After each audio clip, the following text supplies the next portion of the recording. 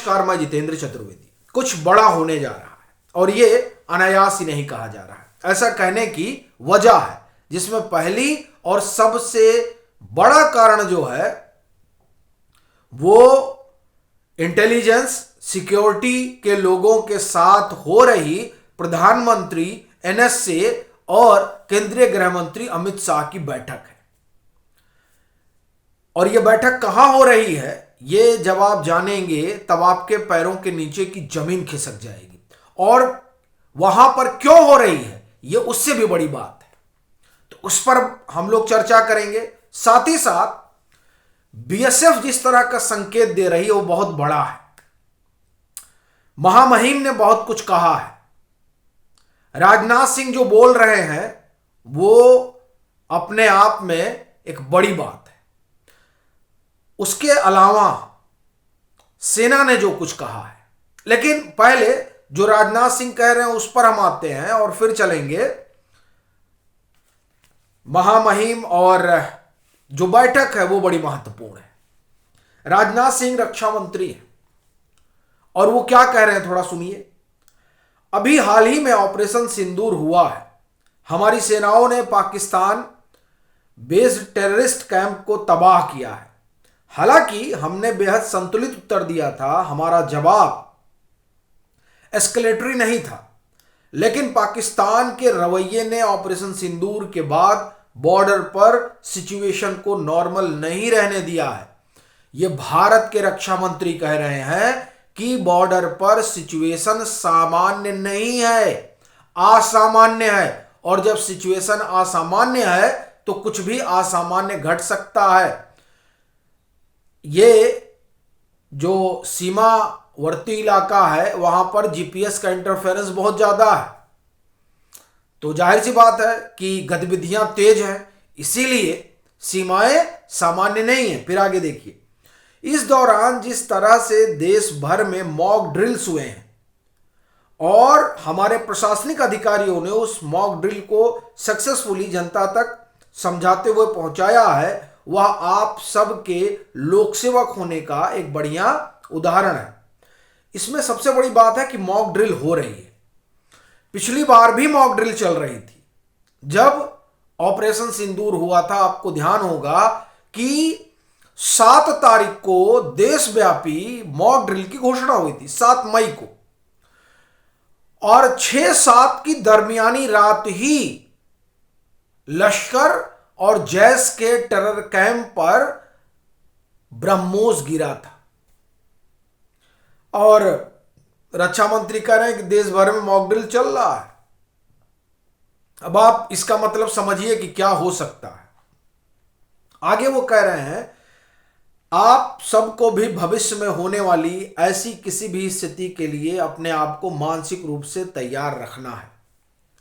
पिछली बार जब रक्षा मंत्री ने कहा था कि आप निश्चिंत रहिए, जिस किसी ने भी पहलगाम की घटना को अंजाम दिया है उसको छोड़ा नहीं जाएगा, तब ये ऑपरेशन सिंदूर से 3 या 4 दिन पहले का उनका यह बयान था।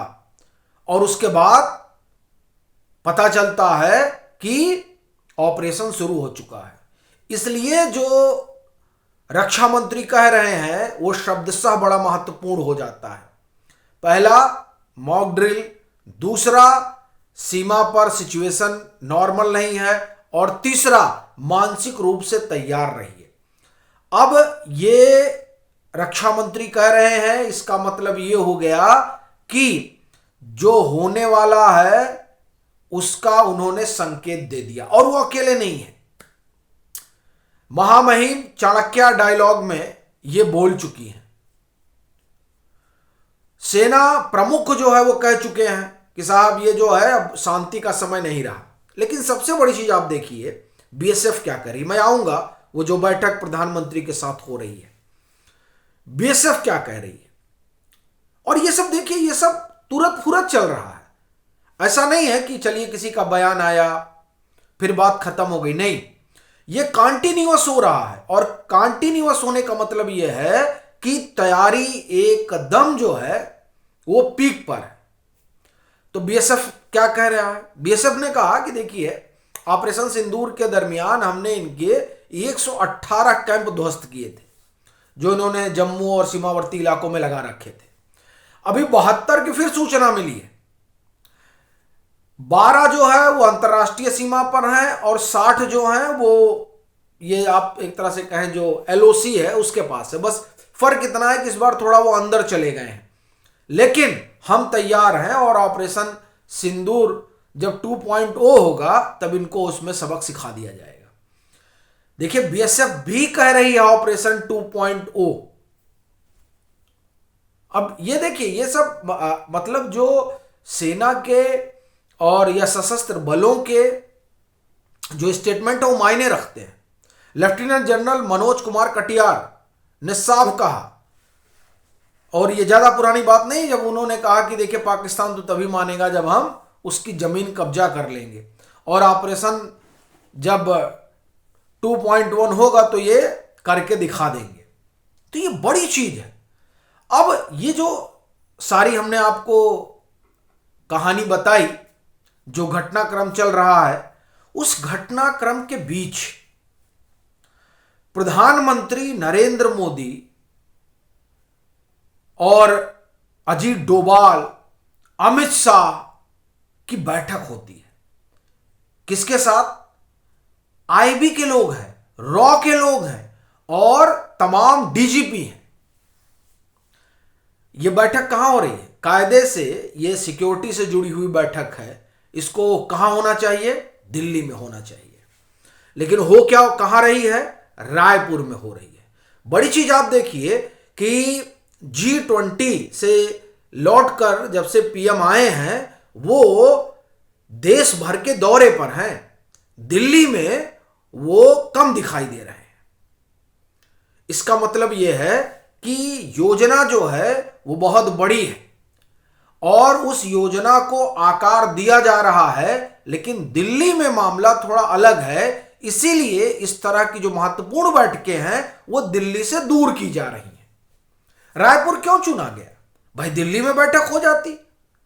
लेकिन इस समय जो मामला है वो सिक्योरिटी का है। इस समय जो मामला है वो सीक्रेसी का है। देखिए, CIA के लोग, ISI के लोग, तमाम सारी MI6 के लोग, जो एजेंसियां हैं उनके एजेंट एक्टिव हैं। अच्छा, दिल्ली में कौन किसका एजेंट है ये अपने आप में रहस्य है। तो उसका सबसे अच्छा तरीका है कि यहां से दूर रहा जाए। जो हो रही है उस बाबत खबरें जब तक पहुंचेंगी तब तक काम हो जाएगा। तो सिक्रेसी के लिहाज से भी रायपुर को चुना गया है। ये मेरा ऐसा मानना है, क्योंकि ये जो बैठक है ये बैठक कायदे से दिल्ली में हो सकती थी, लेकिन दिल्ली से दूर होने का मतलब यही है कि कुछ ऐसी बैठकें हो रही हैं जिन बैठकों में बहुत कुछ तय होना है। और देखिए, ये जो वहां सब कुछ चल रहा है और जिस तरीके से रक्षा मंत्री का बयान आता है, बीएसएफ कह रही है, सेना प्रमुख जो कह रहे हैं, जिस तरह की रिपोर्ट आ रही है, वो सब एक ही दिशा में इशारा कर रही है। देखिए, प्रधानमंत्री तो यूं ही नहीं कह रहे हैं ना कि शांति और सत्य के लिए सुदर्शन चक्र उठाना पड़ता है, अत्याचारियों को सबक सिखाना पड़ता है। केंद्रीय गृह मंत्री कह रहा है कि किसी को बख्शा नहीं जाएगा। ये देखिए, ये सब अनायास बयान नहीं आ रहे हैं। ये चुनाव नहीं है कि बयान दे दिए जाएंगे, नहीं। 10 नवंबर की घटना में लोगों ने अपने प्रिय को खोया है और पीएम जब वादा करते हैं तो उस वादे को पूरा करते हैं। 3 बार पीएम का ये ट्रैक रिकॉर्ड रहा है। अब ये 4थी बार गुस्ताखी की है। किसने? पाकिस्तान ने। बस ये है कि हर बार जो रिटेलिएशन रहा है वो पहले से ज्यादा तगड़ा रहा है। आप देखिए, जब उरी हुआ था तो स्ट्राइक हुआ, सर्जिकल स्ट्राइक हुआ, फिर बालाकोट हुआ। ऑपरेशन सिंदूर ने तो पूरा दुनिया का परसेप्शन ही बदल दिया भारत को लेकर, भारत के डिफेंस को लेकर, क्योंकि भारत के डिफेंस को सामान्यतः कमजोर माना जाता रहा। लेकिन ऑपरेशन सिंदूर ने जिस तरह से हमारी सेना ने, तीनों सेनाओं ने जिस तरह से कोऑर्डिनेटेड प्रदर्शन किया, उस प्रदर्शन ने और हमारे डिफेंस इक्विपमेंट ने जिस तरह का काम किया, उसने अमेरिका तक की हालत खराब कर दी। कहना अपना यह है कि हर बार जो तैयारी होती है और जो अटैक होता है वो पिछली बार से बड़ा होता है। तो इस बार ये जो इतनी तैयारी चल रही है, वो तैयारी ये बता रही है कि देखिए, कुछ होने वाला है, वो बहुत भीषण होने वाला है। और ये इसलिए कहा जा रहा है क्योंकि तैयारी इस कदर चल रही है। और दूसरा ऐसा कहने का कारण यह है कि मुनीर जो हैं पाकिस्तान के सेना प्रमुख, और मैं यूं कहूं कि डिफेक्टो जो है वही सब कुछ है, सर्वे सर्वा। हालांकि उसमें फिर एक एंगल ये जोड़ा जा रहा है कि उनका जो कार्यकाल है उस कार्यकाल को एक्सटेंशन मिला नहीं है। जब एक्सटेंशन मिला नहीं है तो ये जो उन्होंने संशोधन करके अपने आप को सर्वशक्तिमान बना लिया, उसका कोई मतलब नहीं है। लेकिन मैं अभी उस पर नहीं जा रहा हूं। मेरा ये कहना है कि एक तो भारत तैयारी कर रहा है, क्योंकि जो पीड़ित है उनको न्याय दिलाना है, ठीक है, जो दिल्ली धमाके का शिकार हुए हैं। दूसरा, जो मुनीर की हरकत है उसकी वजह से भी यह माना जा रहा है कि मुनीर कोई गलती करेंगे, और मुनीर कोई गलती करेंगे तो भारत इस बार छोड़ेगा नहीं। इसलिए इसको बहुत भीषण माना जा रहा है कि अब की जो होगा वो भीषण होगा। क्योंकि ऑपरेशन सिंदूर जो हुआ वो तो 6-7 की दरमियानी रात सिर्फ हम टेरर कैंप को जो है ध्वस्त करने गए थे, ठीक है, और बाकायदे ये कह के कि हम आपके ऊपर कुछ नहीं करेंगे, हम सिर्फ टेरर कैंप आपका ध्वस्त करेंगे। मतलब इस तरह का एक कहा जाए ना कि गुडविल गेस्चर हो गया कि हम जा रहे हैं आपका जो है टेरर कैंप ध्वस्त करके चले आएंगे। लेकिन हमने आपका टेरर कैंप ध्वस्त किया और आपने उसे युद्ध मान लिया। जब आपने उसे युद्ध मान लिया तो हमने आपको बनाकर पीटा। लेकिन इस बार क्या है, इस बार हम तैयारी कर रहे हैं सबक सिखाने की, और उधर मुनीर बैठे हुए हैं, वो गलती करने को तैयार हैं। यानी आप हमको जो है ऑफर दे रहे हैं। एक तो आपने पहले गलती की, अब अगर आप कुछ 3-5 करते हैं तो हमारे पास खुला अधिकार है, और ये माना जा रहा है कि ऐसा मुनीर करेंगे।